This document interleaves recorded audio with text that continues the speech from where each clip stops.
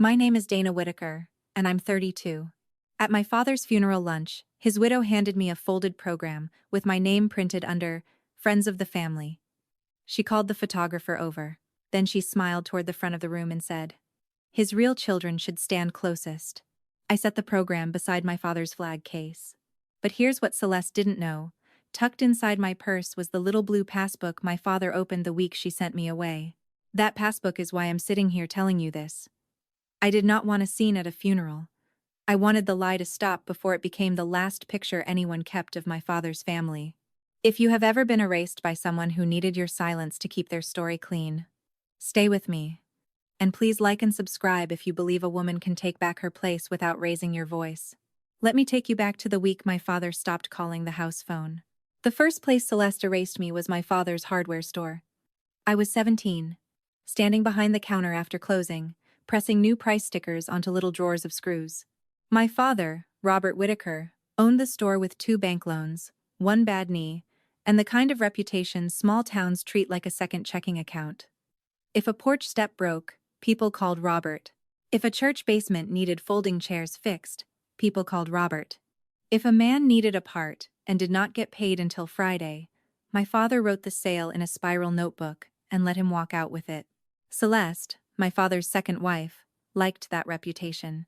She polished it. She married it. She also learned where I did not fit inside it. That night, she was locking the cash drawer while I finished the labels. On the front wall, above the display of work gloves, she had hung a framed photograph from the county fair. My father stood in the middle. Celeste stood beside him. Her 2 children stood in front, clean shirts, straight backs, all 4 of them smiling like the store had been built for that picture. My school photo was not gone. That would have been too obvious. She had moved it to the hallway by the stockroom, where delivery men could see it if they turned left by mistake. My father saw me looking. He opened his mouth. Then he closed it. Celeste did not look up from the drawer. "Keep it simple, Dana." She did not throw plates. She did not scream. She made a small adjustment and waited for everyone else to call it peace. In that house, I was not beaten down. I was folded smaller. My mother had died when I was 8. Robert married Celeste when I was 12. For the first year, she called me sweetheart in public and Dana at home. By the second year, she had learned to say, "Robert's girl from before," with a laugh, as if I were a funny old receipt he had found in a coat pocket. At my 16th birthday dinner, my father invited 2 men from the store and their wives. Celeste made a sheet cake. She put 16 candles on it. She also introduced me to one wife by saying, "This is Dana, Robert's girl from before me." The woman blinked. My father reached for his water glass. I said very quietly, "I'm his daughter." Celeste touched my shoulder, light as lint. "Keep it simple, Dana." So I blew out the candles. I thanked her for the cake. I carried the plates to the sink because someone had to look like she had manners. A few months later, I found the school form on the kitchen table. It was the emergency contact sheet for senior year. My father's name was still there, but Celeste had crossed out our home number and written her cell under primary. She had put herself as the person to call first. I asked why. She uncapped the pen again. "Your father is busy at the store. There is no need to make it complicated." My father was sitting 6 feet away, eating soup from a chipped white bowl. He kept his eyes on the spoon. Celeste pushed. My father yielded. She took 1 inch, then another, and he kept acting like the floor was still under both of us. For a long time, that was the part I did not know how to forgive. Aunt Ruth was the only person who refused to step around the hole. She was my father's younger sister. She worked mornings at the county library and wore cardigans with tissues in the sleeves. She was not loud. She did not march into our kitchen and make a speech. She just kept naming me correctly. "My niece is coming with me," she would say when Celeste tried to leave me off a church supper list. "Robert's daughter can sit here," she said once, moving her own purse from a chair. Those small sentences landed like boards over water. One Sunday after church, Aunt Ruth took me to her duplex and made grilled cheese in a skillet older than I was. After lunch, she pulled a small envelope from a sewing tin. Inside was the hospital bracelet from the day I was born, thin and yellowed, with my name typed so faintly I had to hold it near the window. There was also a photograph of my father holding me in a blue blanket. He looked scared. He looked proud. He looked young enough to still believe love would make him brave. Your daddy was there, Aunt Ruth said. I nodded, because if I had spoken, I would have made a sound I did not want to hear. Back then, she was the closest thing I had to a witness. Not a lawyer, not a judge, just a woman with a sewing tin and a memory Celeste had not reached. The summer before senior year, Celeste stopped pretending I was inconvenient and started treating me like a problem to solve. It happened on a Tuesday. I remember because the store was closed on Tuesdays, and my father had no excuse to be gone. I came home from my shift at the grocery store and found my duffel bag on the porch. It had been packed fast, jeans were shoved in with notebooks, my toothbrush was in the side pocket without a cap. Celeste stood inside the screen door. My father stood behind her. You are almost 18, she said. It is time for everyone to have a little breathing room. I looked at my father. He looked at the bag. His silence answered before his mouth could save him. I picked it up. The strap cut into my palm. I did not slam the screen door. I did not beg. I walked to Aunt Ruth's because it was 3 streets away, and because there are only so many places a girl can go, when the person who raised her decides silence is easier than standing in front of a door. 2 nights later, my father called Aunt Ruth's landline. He asked me to meet him at Millie's diner before school. He sounded smaller on the phone. I went because I still loved him. That is the plain truth. Love does not wait until people deserve it. He was already in a booth when I got there. He had not ordered breakfast. There was a little blue passbook on the table, the kind people used before everything became a password nobody writes down. He put his hand over it when I sat. His fingers shook. I should have done this different, he said. I did not help him finish the sentence. He slid the passbook across the table. My name was on the first page, so was his. Under it, in his blocky hardware store handwriting, he had written, "For my daughter, so you can always come home." I stared at the words until the blue cover blurred. Do not give that to Celeste, he said. He did not promise to fix the house. He did not say I could come back that night. He paid for my toast and left $2 under the mug. Outside the diner window, he sat in his truck for a full minute before he drove away. For years, I thought that passbook proved 2 things at once. It proved my father loved me. It also proved he loved me in the only place Celeste would not hear him. I graduated. I got a job doing office work for a plumbing company. I rented a studio over a nail salon. I learned which bills could wait 3 days and which ones could not. Aunt Ruth helped me buy a used table with 1 wobbly leg. I kept the passbook in a locked drawer with the hospital bracelet and the photograph from the sewing tin. I did not use the money. Not then. I told myself I was saving it for an emergency. The colder truth was that I was afraid if I spent it, the proof would thin out. Years passed that way. Celeste sent Christmas cards with my father's name signed in her sharp handwriting. My father called from the store when she was not nearby. The calls were short. He asked if my car was running. He asked if my apartment had heat. He asked, once, if I still had that little book. I said yes. He breathed out like I had told him the roof was still on. Then came the winter he got sick. I heard it from Aunt Ruth first. Robert had been losing weight. He had fallen behind the counter at the store and told everyone he had slipped on salt. By the time I saw him at the hospital, his hands had gone thin enough that his wedding ring moved when he lifted the water cup. Celeste was at the door when I arrived.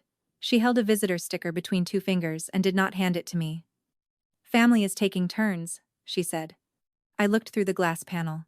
My father was asleep. His mouth was open a little. He looked like a man who had spent his whole life carrying lumber and had finally put it down in the wrong place. I am family, I said. Celeste's smile did not move. Let's not make this hard. A nurse came by with a clipboard.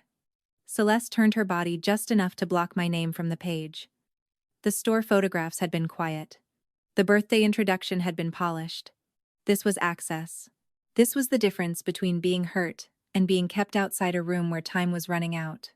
I did not fight in the hallway. Hospitals remember raised voices better than they remember reasons. I waited in the lobby until Aunt Ruth came. She took 1 look at me and walked straight to the desk. She did not win a war. She got me 10 minutes. My father woke near the end of those 10 minutes. He knew me. That mattered. His eyes moved to the chair, then to my coat, then back to my face. You still got it? He whispered. I knew what he meant. Yes, I said. He closed his eyes. A tear ran sideways into his hair. He did not apologize.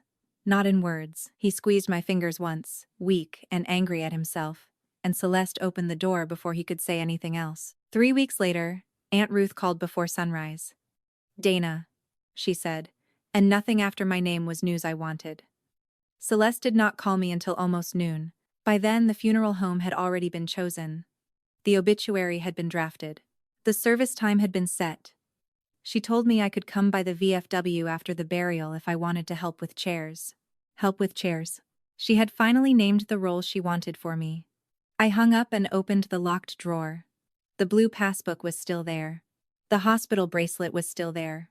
The photograph was still there. For the first time, they did not feel like souvenirs from a life I had failed to keep. They felt like witnesses. 3 days before the funeral, I took the passbook to my kitchen table. Not the dining table. I did not own one.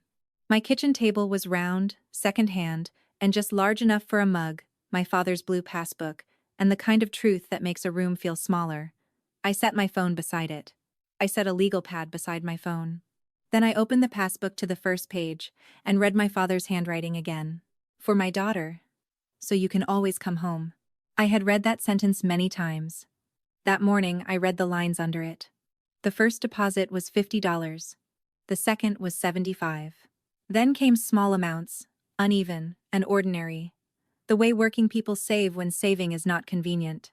Some deposits were marked with dates I remembered. The week after Celeste put my school photo in the stockroom hallway. The day after my birthday dinner. 2 days after she packed my duffel bag. My father had not been brave in the kitchen. He had been consistent in a place Celeste did not look. That did not excuse him. It did not erase the porch, the hospital door, or the years of phone calls made from behind a store counter. But it changed one thing I needed changed. It told me the passbook was not a guilty impulse. It was a record. I called the credit union at 9:15. A woman named Marlene answered after the second transfer. Her voice was careful in the way people sound when they have worked around other people's private business for too long. I told her my name. I told her Robert Whitaker had died. Then I told her I had an old passbook with both our names on it. There was a pause. "Do you still have the original book?" she asked. "It is in front of me." "And your ID?" "Yes. And any document from Mr. Whitaker's service?" I looked at the funeral program Celeste had left in Aunt Ruth's mailbox for me. My name sat under Friends of the Family, neat as a label on a jar. "I have the program," I said. Marlene's voice changed by half an inch. "Bring the passbook. Bring the program, and if there is a basket or envelopes for money in his name, do not hand yours to anyone yet." I wrote that down. I did not ask her to explain everything. I had learned not to beg people for conclusions when the facts were still walking toward me. I asked what time the credit union opened the next morning. I asked what she needed to see. I asked whether she knew my father. "I knew his account," she said. It was not a full answer. It was not nothing either. After I hung up, I took pictures of every page in the passbook. I photographed the cover. I photographed my father's handwriting. I photographed the funeral program, front and back. Then I put the passbook in a zippered pocket inside my purse, not loose, not wrapped in tissue, not buried under grief like a keepsake. It was evidence now. That word felt ugly. It also felt useful. At noon, Celeste called. She did not ask how I was.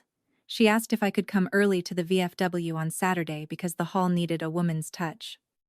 That was one of Celeste's phrases. It meant she wanted labor without authority. "I can be there after the burial," I said. There was a small silence. "People will be emotional, Dana. I need things to go smoothly." "I understand. And for the photographs, we are keeping it simple." There it was.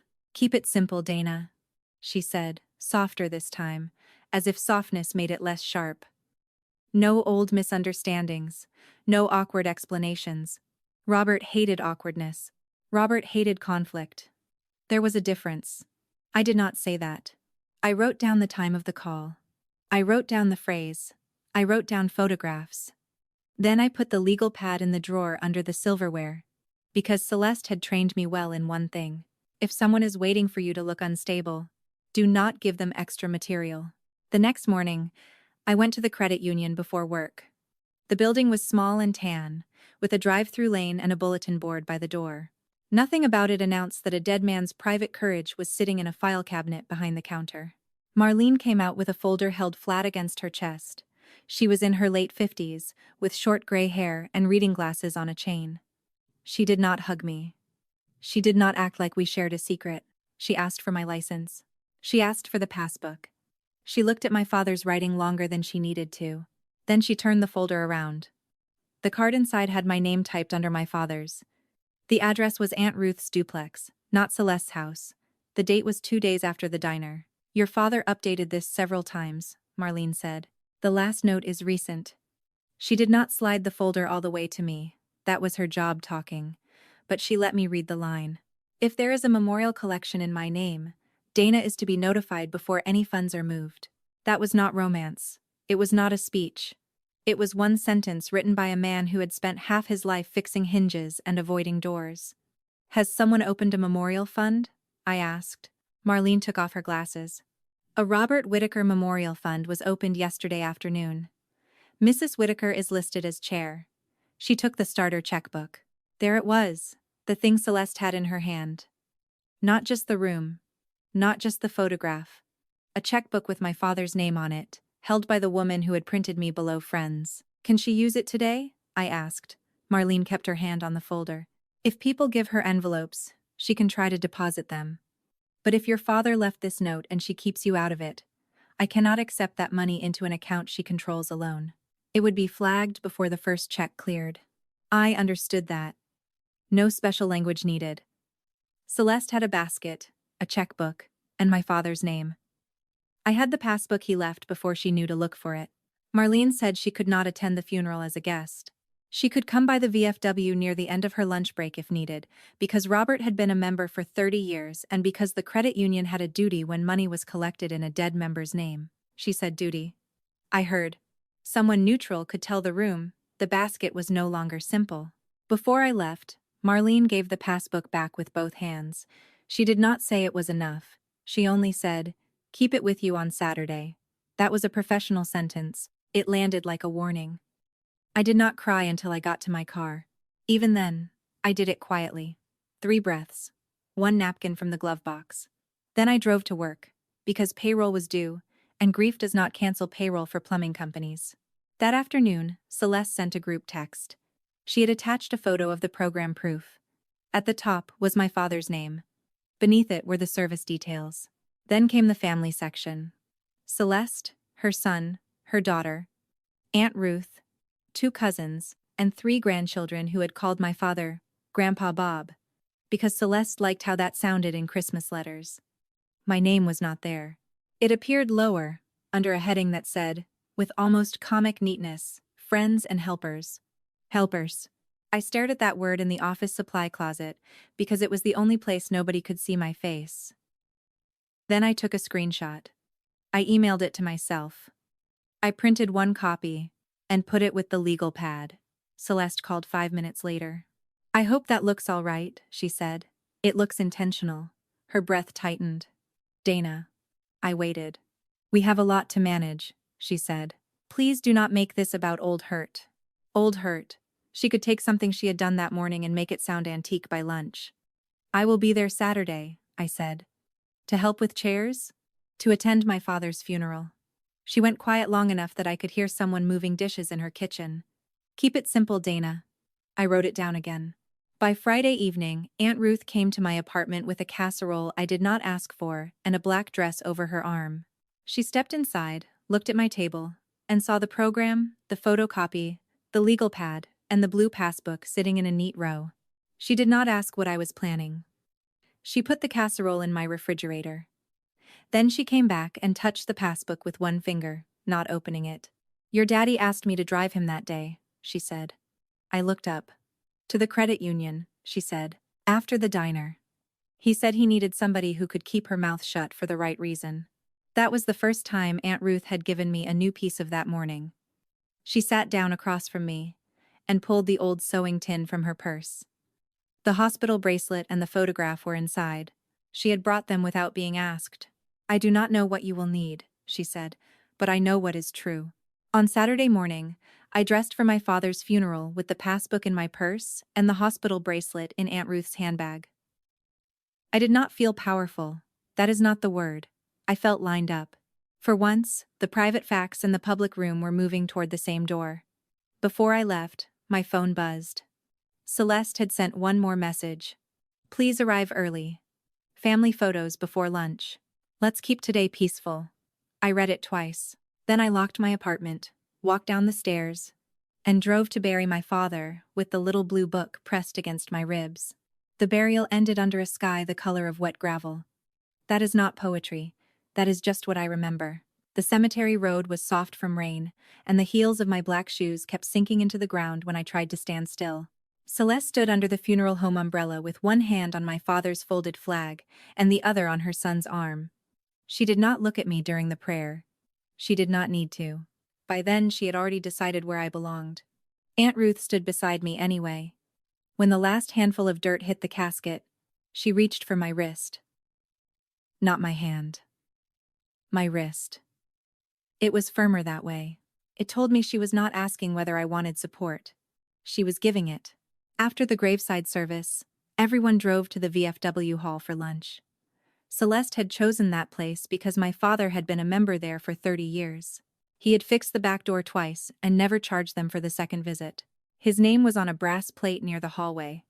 That part was real. Celeste liked real things when she could stand close enough to them. I parked near the side entrance. Before I got out, I checked my purse. The blue passbook was in the inside pocket. My license was beside it. The copy of the program was folded once. My phone had Marlene's number open in the call log. Aunt Ruth pulled in next to me. She lifted her handbag slightly. I have mine. She meant the sewing tin. She did not say the word bracelet. She did not have to. Inside the hall, the first thing I saw was the table. Celeste had placed it near the entrance, where every guest had to pass. There was a framed photograph of my father in his store apron. There was a stack of programs. There was a guest book with a black ribbon tied to the spine. Beside it sat a white basket for donation envelopes marked Robert Whitaker Memorial Fund. Celeste had made sure the basket was already half full. Her daughter stood behind the table with a pen, smiling at people as they signed. Her son carried plates from the kitchen. Celeste moved between them in a black dress with small pearl buttons, touching elbows, lowering her voice, accepting sympathy like she had been appointed to receive it. When she saw me, her face softened in public. "Dana," she said. "Good. The chairs along the west wall need to be pulled out." Not hello. Not I am sorry. Chairs. I looked past her at the basket. "I will sit with Aunt Ruth first," I said. Her eyes flicked to my purse. "Only once. We are trying to keep the flow easy." "I understand. You always say that," she said, still smiling. "But today I need you to mean it." I did not push back. Not there. Not yet. I signed the guest book. I wrote Dana Whitaker. I wrote it slowly enough that the ink did not skip. Then I took one program from the stack and held it in my left hand, the same hand that could feel the weight of the passbook through my purse strap. The program was exactly the same as the proof. My father's name at the top. Celeste's name first under family. Her children, Aunt Ruth, cousins, grandchildren. Then, lower down, under friends and helpers, there I was, Dana Whitaker. No daughter, no child, no family. A woman from the store came up behind me and squeezed my shoulder. "You were such a help to him, honey," she said. I knew what she meant. I also knew where she had learned the word help.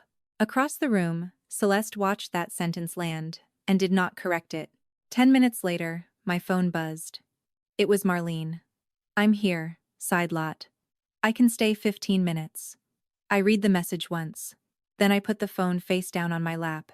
For the first time all day, I took a full breath.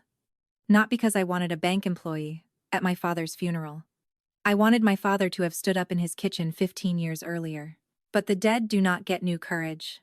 The living get paperwork, witnesses, and one chance not to hand the room back to a liar.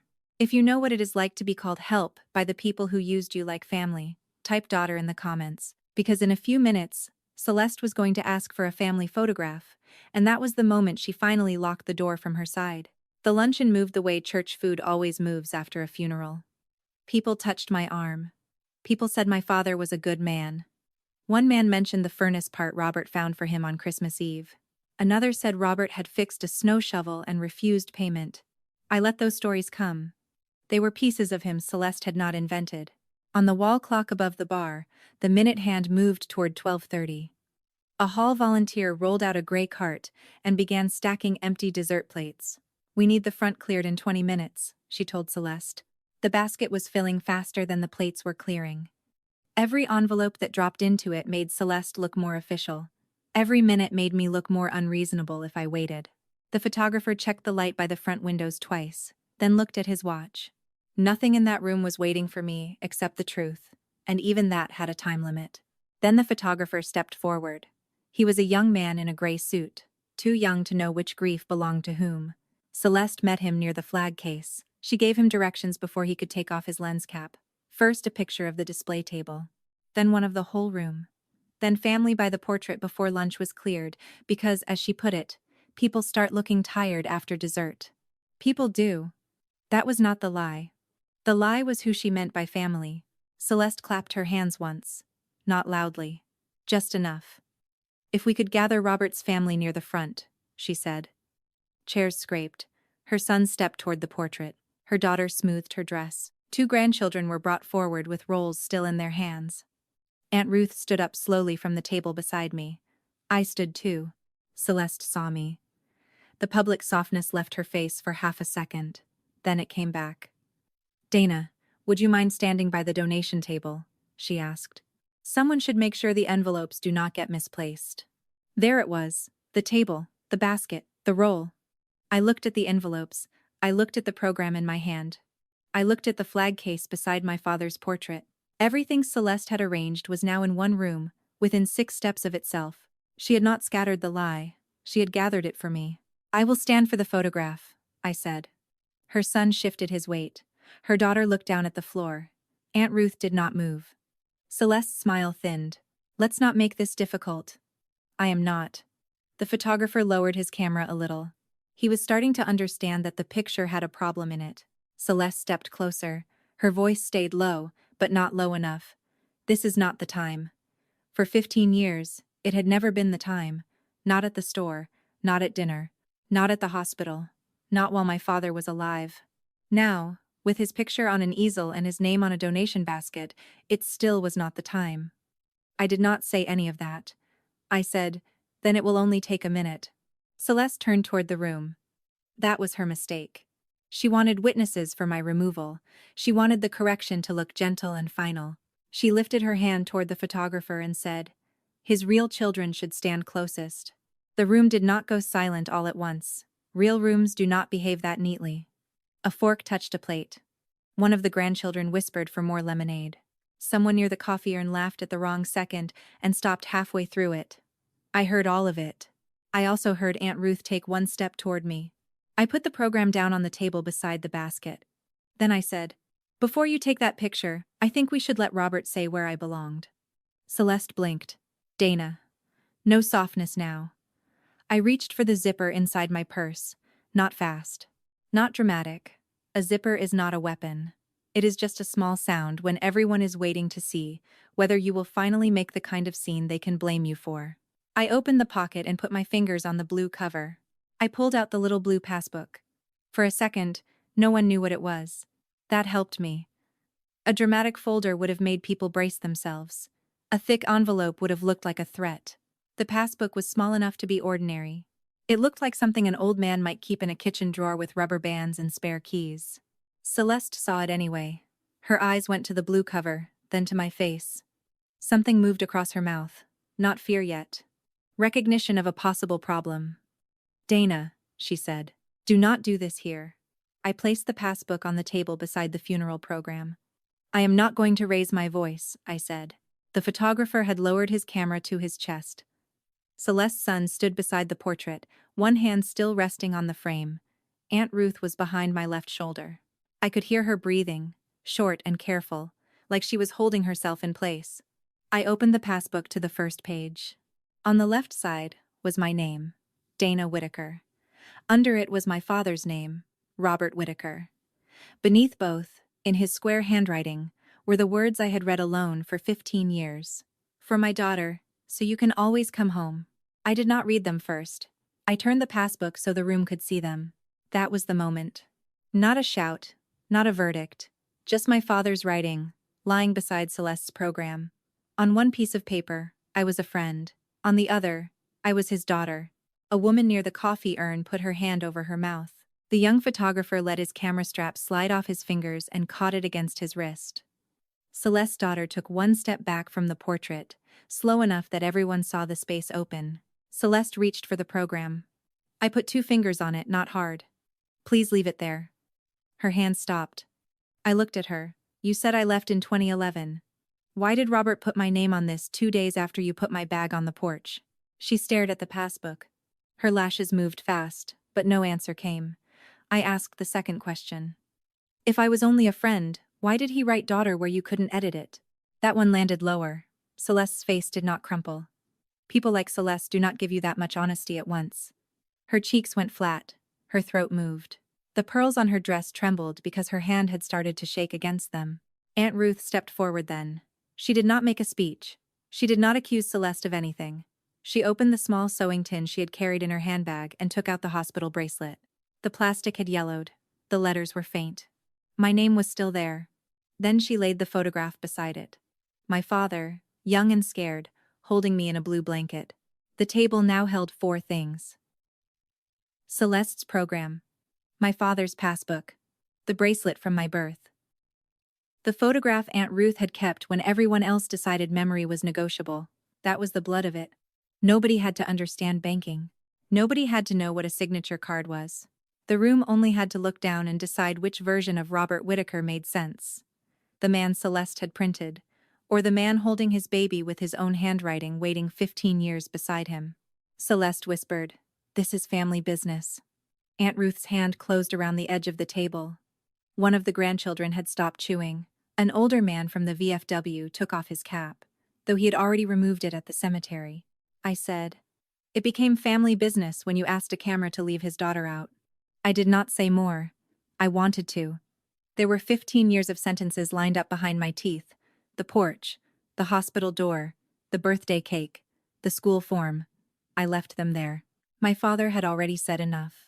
Marlene came in through the side door. She did not rush. She walked like a woman who knew that moving too fast makes a room think there is a fire. She carried a plain folder and a pen. When she reached the table, she looked once at the passbook, once at me, and once at Celeste. "Mrs. Whittaker," Marlene said. "I am Marlene Price from the credit union." Celeste straightened. She had always liked official voices until one spoke to someone else. "This is not appropriate," she said. Marlene set the folder on the table, unopened. "I cannot take anything from this table, and I am not here to make a scene. I am here because money is being collected today in Robert Whittaker's name, and Mr. Whittaker left a note saying Dana had to be told before that money was moved." Celeste looked around the room. That was the first real mistake she made after the passbook opened. She checked who was watching. Everyone was. Marlene pointed to the white basket. "Those envelopes cannot be deposited into an account controlled only by you today." Celeste's son picked up the basket before he understood what he was doing. Then he froze, because holding it made him part of it. Marlene did not touch him. She only said, "If those leave this hall under your mother's name after this has been shown, I will have to note that when the deposit is attempted." He set the basket down. Celeste's hand went to the small black checkbook beside the guest book. Until that second, I had not noticed it. Maybe I had seen it and refused to name it. It was thin, new, and tucked under a stack of thank you cards. Robert Whittaker Memorial Fund was printed across the cover. Marlene saw it too. "That checkbook belongs to an account now under question. If you keep it after this, everyone here will know you were told." The words were plain. The picture was plainer. Celeste lifted the checkbook as if weight had suddenly entered it. Her fingers pinched the cover. For a moment, I thought she might hold on just to make everybody watch the struggle. Then the photographer shifted his feet, and the small sound reminded her that there was no private corner left in the room. She put the checkbook on the table. Marlene did not touch it. She did not have to. The hall volunteer stepped closer with an empty manila envelope from the office desk. Aunt Ruth picked up the checkbook by its edge and set it inside. Celeste's son pushed the basket toward the same end of the table and took both hands off it. Donation envelopes and checkbook together, out of Celeste's hands. That was the loss. Not the only one. Just the one with a cover, a name, and a room full of witnesses. Celeste looked at me then. Really looked. For the first time in my adult life, she did not look at me as a loose end. She looked at me as the person my father had prepared for after she stopped looking. That was almost more than she could stand. You waited until his funeral, she said. No, I said. You did. Her mouth opened. I held up the program. Not high. Just enough. You printed this. The room moved around that sentence. A cousin turned her program over as if the back might save it. The VFW man folded his copy in half and put it in his coat pocket. Celeste's daughter wiped under one eye with the side of her finger, angry or embarrassed or both. Marlene closed the folder without reading from it. On Monday, the credit union will decide who can sign on that account. For today, no money collected here can go in under Mrs. Whitaker alone. The sentence was calm. The basket had already stopped moving. The checkbook had already left Celeste's hand. The photograph had not been taken. Celeste tried one last door. Robert would never want this seen. I looked at the passbook. Then I looked at the photograph of him holding me. You are right, I said. He should have stopped it sooner. It was the harshest thing I said all day, and it was not aimed only at her. Aunt Ruth made a small sound behind me. Not a sob, more like a breath that had finally found a way out. She placed her palm flat beside the hospital bracelet, as if she were keeping it from blowing away, though there was no wind in that hall. The photographer cleared his throat. Do you still want the family picture? Nobody answered him. Then Aunt Ruth did something I did not expect.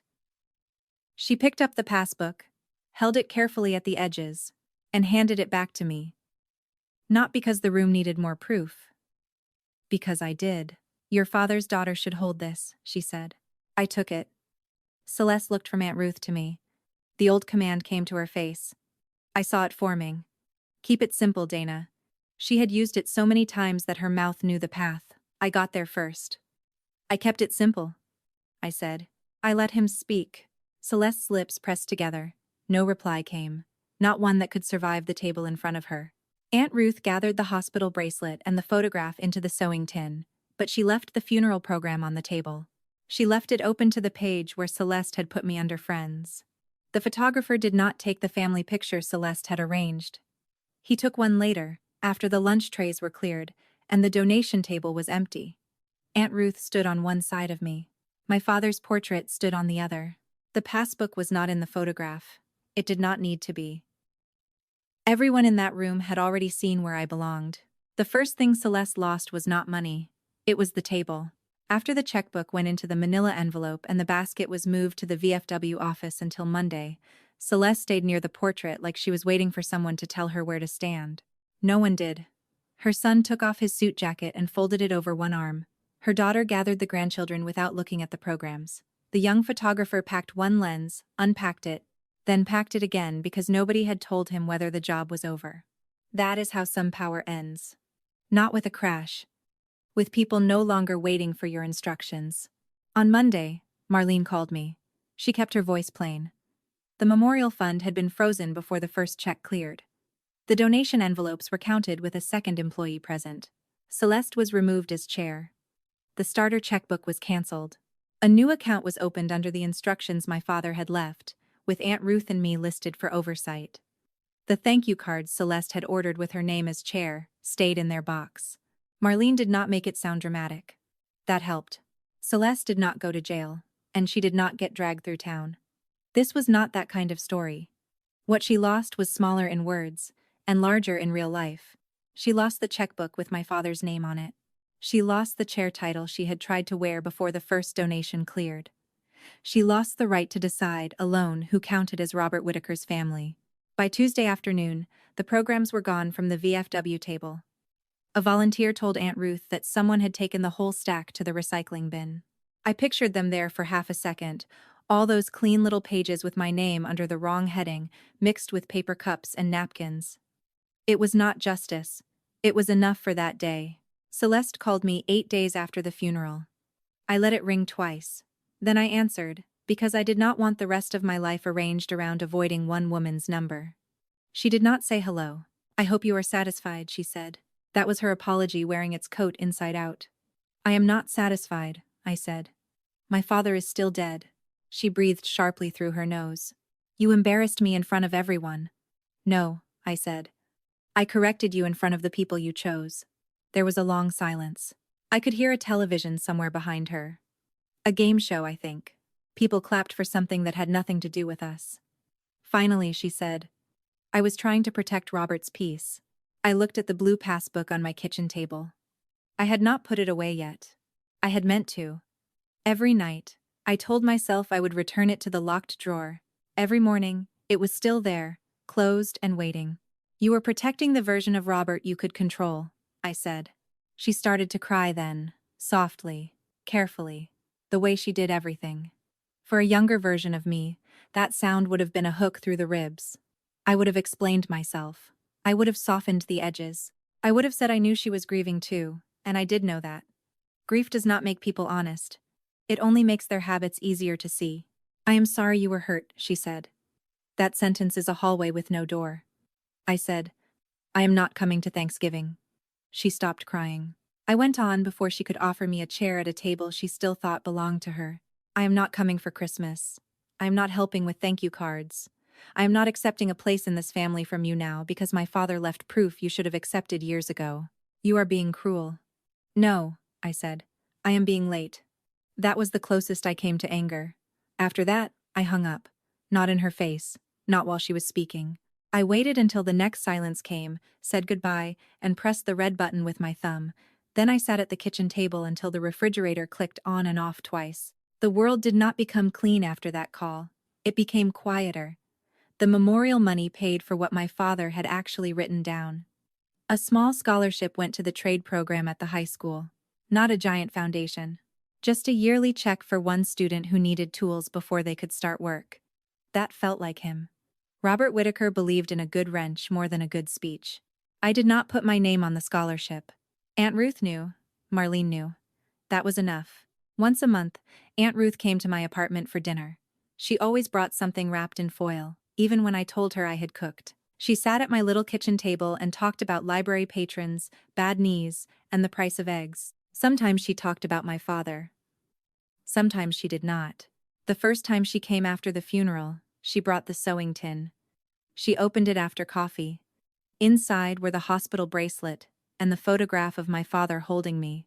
I had expected her to give them to me with some speech about healing. Aunt Ruth was too sensible for that. You should keep these now, she said. I looked at the bracelet. The plastic was almost the color of weak tea. My name was still there, stubborn and faint. I do not want to turn my apartment into a museum, I said. Then don't, she said. Put them somewhere boring. Truth does not need candles. So I did. I put the bracelet, the photograph, and the blue passbook in a plain metal box from an office supply store. I placed it on the top shelf of my closet, behind winter gloves I rarely wore. Once in a while, I took the box down. Not to reopen the wound. To remind myself the wound had edges. A boundary is not revenge. It is the place where a lie stops getting fed. That is the sentence I wish someone had given me at 17. Back then, I thought family was the room you were born into, even if someone kept moving your chair. I thought if I stood quietly enough, worked hard enough, and made myself easy enough, the right people would finally say the right word. Daughter. But family is not the person who pulls you close when a camera comes out. Family is the person who still says your name correctly when there is nothing to gain from it. It is Aunt Ruth keeping a yellow hospital bracelet in a sewing tin.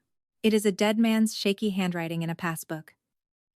It is a woman at a credit union closing a folder after the truth has already done the work. Celeste wanted a simple story. She got one. A man had a daughter. His wife tried to print her out of the room. The daughter brought the paper he left behind. That's my story. 15 years. One folded program. One blue passbook.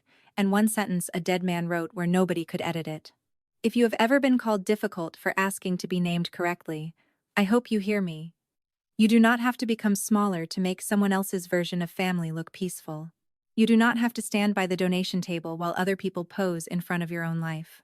Share this with someone who has been erased quietly. Tell me in the comments which moment told you who Celeste really was. And if you want more stories about women who win with facts, dignity, and a very steady voice, subscribe and stay close. My name is Dana Whittaker. I am 32 years old. I was never a friend of the family. I was his daughter.